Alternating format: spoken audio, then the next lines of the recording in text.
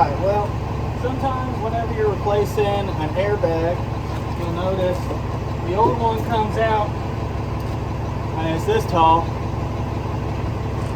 and you get the new one and it's this tall. It's not because you got the wrong type of bag, it's just that over time this bag is stretched and compressed and settled, and this is where its relaxed state is now. And so it's fine whenever you put the new one in, but getting the new one in can be a challenge. So here's a little tip and trick for you. You get the old one out. That one came out just fine. This one, ain't no way that's fitting, let alone getting the studs in the holes where they need to go. Take a handy dandy shop vac. Just put it on the air inlet.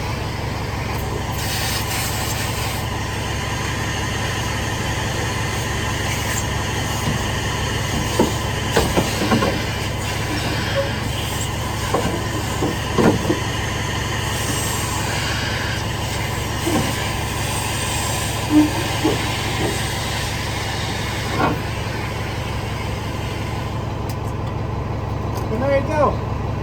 One thing to note, if you're going to do it this way though, make sure before you tighten all your bolts down, go ahead and reconnect your air.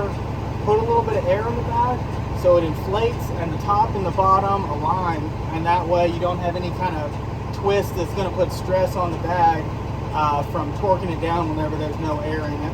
Because as you can see here, the bag is actually slightly crumpled. So we want to get those crumples out, put some air in it, and then tighten those bolts down.